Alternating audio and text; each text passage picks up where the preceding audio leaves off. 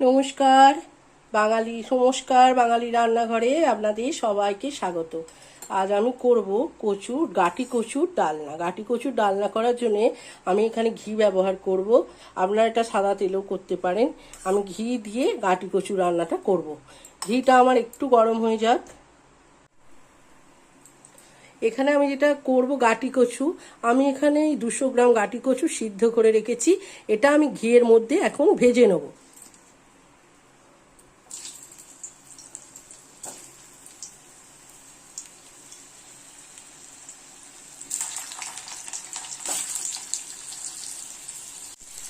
আমি কচুগুলো একটুখানি লাল লাল করে ভেজে নেব। কচুগুলো আমার ভাজা হয়ে গেছে, দেখুন হালকা ব্রাউন কালার চলে এসেছে। এখন আমি এগুলো তুলে নেব। আমি আরেকটু ঘি দিয়েছি, কচুগুলো ভাজা হয়ে গেছিল।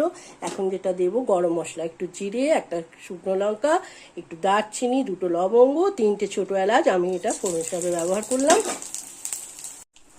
এখানে একটা মশলা করে রেখেছি, 1 ইঞ্চি আদা, 1 চামচ জিরে গুঁড়ো, 1 চামচ ধনে গুঁড়ো, আর 1 চামচ মানে একটু কম 1 চামচে একটু হলুদ গুঁড়ো।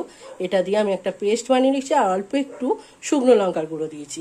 এখন আমি এটা এর মধ্যে দিয়ে দেবো, দিয়ে এটাকে কষাতে থাকবো।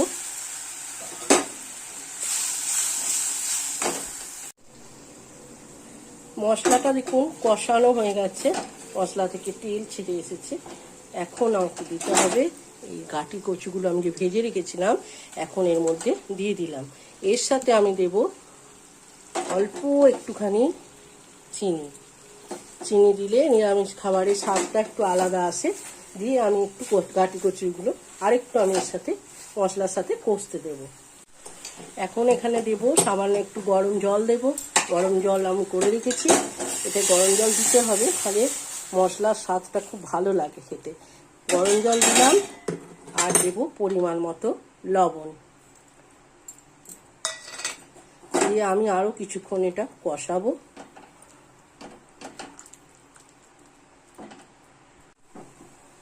কিছুক্ষণ আমি কষিয়ে নিয়েছি। তা এখানে যেটা দিতে হবে, আমি টমেটো কেচাপ নিয়েছি 1 চামচে, আর সামান্য একটুখানি কাশ্মীরি লঙ্কা দিয়েছি।